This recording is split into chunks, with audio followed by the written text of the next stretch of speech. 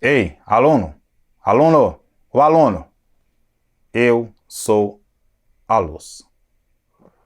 E aí, peãozada, esse é o Segunda História e eu sou o Adir, e hoje a gente vai abordar um tema super massa, o iluminismo. Até pouco tempo eu acreditava que a palavra aluno significava ausência de luz, mas descobri que aluno simplesmente significa criança jovem, criança que ainda mama no peito, lactante. Então, isso implica dizer que não existe pessoa sem sabedoria. Todos nós trazemos alguma coisa que a gente pode ensinar ao nosso próximo, o aluno e o professor. E é isso que o iluminismo nos ensinou. O iluminismo é um fenômeno que ocorreu inicialmente na Europa, mais ou menos ali no século XVI, mas o seu auge mesmo vai ocorrer no século XVII e no século XVIII. Basicamente, o iluminismo começou na França, é lá que tudo vai começar e é isso que a gente vai falar na nossa aula de hoje. Quais são as principais características do iluminismo? A primeira, e talvez a mais importante, é a crença na razão. Os iluministas acreditavam que a razão, o racionalismo, era a única maneira de nos levar à verdade. Uma outra característica é a crença no progresso. Os iluministas acreditavam que a ciência nos levaria à verdade e, por sua vez, essa verdade nos levaria ao progresso. Por último, a crença inabalável do iluminismo é na ciência,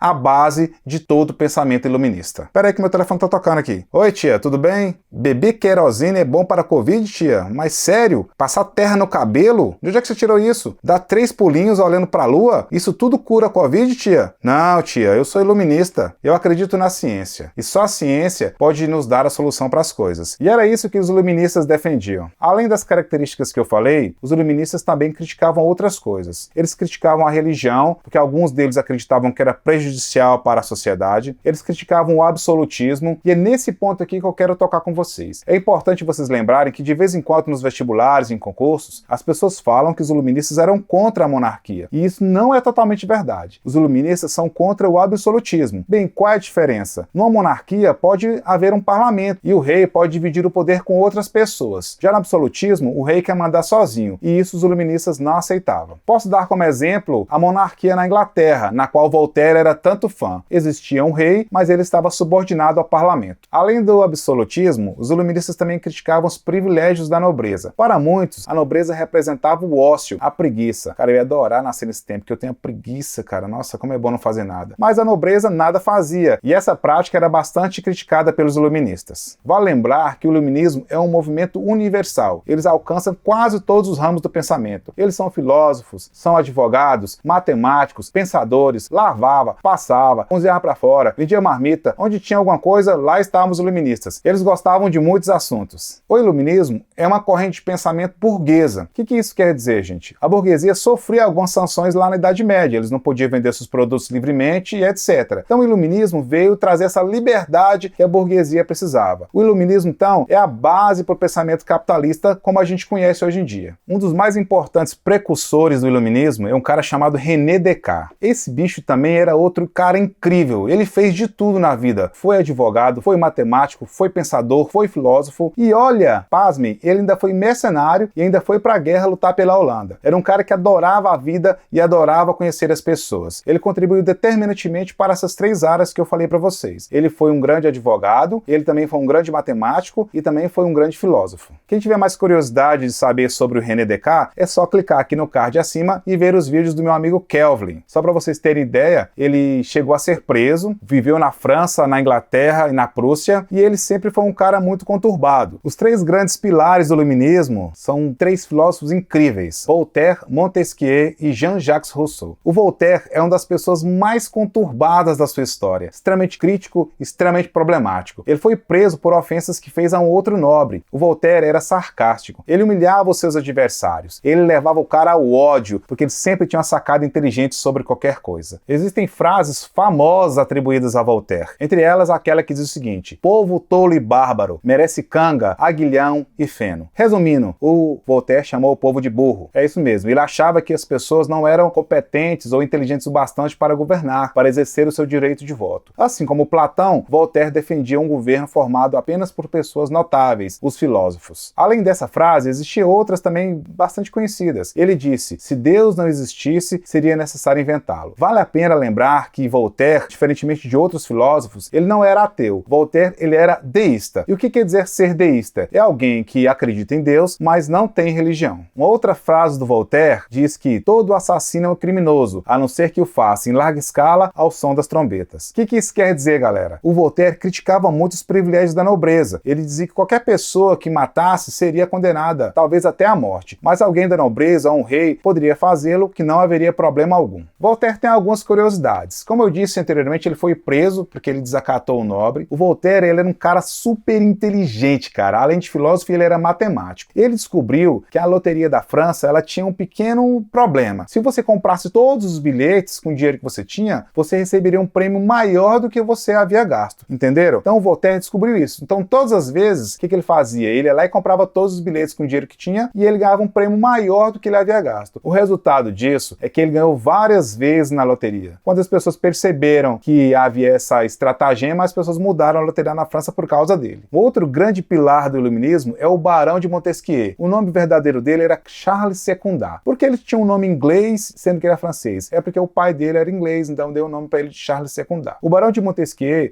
diferentemente de Voltaire, ele era nobre, né? Barão, porque ele era nobre. Então ele não era um profundo crítico do rei e da nobreza, né? Ele até, inclusive, se aliou a eles. Ele acreditava que o poder da nobreza e o poder do rei era importante para o progresso de um país. E ele tomava como exemplo a própria Inglaterra. A ele foi atribuído a criação dos 3 poderes. E quais são os 3 poderes defendidos por Montesquieu? Os 3 poderes são o executivo, o legislativo e o judiciário. Na verdade, a gente sabe que não foi Montesquieu que inventou os 3 poderes. Ele só era um defensor. O Barão de Montesquieu, então, entendia que os 3 poderes era a maneira mais equilibrada de você governar um país, desde que houvesse um equilíbrio entre esses poderes, um respeitando o outro e um não deveria intervir no outro. É assim que deveria funcionar. Uma outra figura importante do iluminismo é Jean-Jacques Rousseau. Eu não vou aprofundar muito no Rousseau não, galera, até porque o Kelvin já fez isso no programa. Clica aqui no card acima, galera, para vocês verem o vídeo dele. Mas eu vou citar uma frase legal do Rousseau que eu acho muito massa. Ele diz o seguinte: maldito foi o primeiro homem que cercou o primeiro lote e disse, esse é meu. Meu amigo Kelvin chamou esse cara de boi manso. Mas pior do que o primeiro boi manso foi o segundo boi manso, que cercou também um lote e disse, esse é meu. Aí assim por diante. Um foi cercando o lote e assim se inventou a propriedade privada. De acordo com Rousseau, a criação da propriedade privada iniciou todos os conflitos na humanidade. A influência no iluminismo, ela é gritante e é óbvio que a gente tem muito dela até hoje, né, galera? O René Descartes, por exemplo, defendia o método científico, que é uma maneira experimental de você chegar a uma resposta. Qual foi a contribuição, então, do iluminismo para a nossa vida? Os iluministas nos mostraram que a ciência pode nos levar a determinadas respostas. E para que isso ocorra, a gente tem que seguir um passo a passo. Esse passo a passo, que deveria nos levar à verdade, fez com que a ciência se tornasse algo quase inquestionável. Então, mais ou menos ali do século XVIII